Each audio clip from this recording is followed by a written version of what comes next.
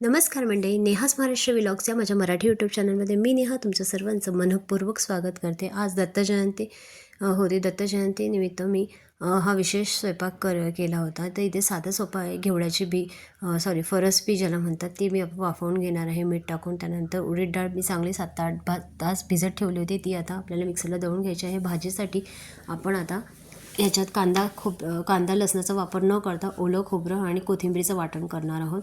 तर आता जिरे मोहरीची फोडणी आपण घालून घ्यायची, टोमॅटो टाकायचा थोडासा आणि हे वाटलेलं मिश्रण आपल्याला ह्याच्यामध्ये ॲड करून घ्यायचं आहे, चांगलं परतून घ्यायचं। सोबतच आपल्याला आता थोडंसं हळद, हिंग, लाल तिखट ॲड करायचं आणि त्यानंतर वाफवलेली जो घेवडा आहे आपला किंवा फरसबी काही जण म्हणतात तो टाकून घ्यायचा याच्यामध्ये। सोबतच थोडासा दाण्याचा कूट ॲड केला आहे, किंचित पाणी ॲड करायचं आणि 5 मिनिटापर्यंत पाणी आणून भाजीला उकळी आणून द्यायची। तर भाजी तयार झालेली आहे। त्यात आता आपण गोडाचा पदार्थ शेवयाची खीर करणार आहोत। या गव्हाच्या शेवया आहेत, तर घरी केलेल्या शेवया आहेत या, त्याच्यात आता वाफवून घ्यायच्या तुपावर चांगल्या। त्यानंतर आपल्याला त्याच्यामध्ये काजू बदामाचे तुकडे टाकायचे आणि उकळलेलं पाणी ॲड करून थोडंसं शेवया शिजवून घ्यायच्या।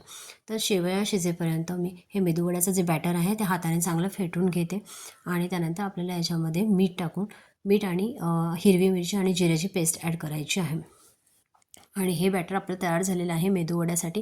तर आता इथे मी शेवया शिजवून झाल्यानंतर साखर टाकली आहे आणि त्यानंतर साखर थोडी मेल्ट झाल्यानंतर इथे मी दूध आणि दुधावरची साय असं घेतलेलं आहे आणि सर्वात शेवटी वेलची पावडर ॲड करून आपल्या आता शेवयाची खीर पण तयार झालेली आहे। हे तर मेदूवड्याचं हे जे बॅटर आहे, मेदूवडे असे छोट्या पद्धतीने मी पाडून घेते कढईमध्ये। तर हे मेदूवडे हे दत्त महाराजांचे सर्वात आवडते आहेत। इवन जी घेवड्याची भाजी आपण करतो ना, ती पण दत्त महाराजांची खूप आवडती भाजी आहे। तर हा माझा साधा सोपा नैवेद्याचा आज प्रसाद देवाला मी अर्पण करणार आहे। तर ही माझी साधी सोपी नैवेद्याची थाळी तुम्हाला कशी वाटली ते मला नक्की कमेंट करून सांगा।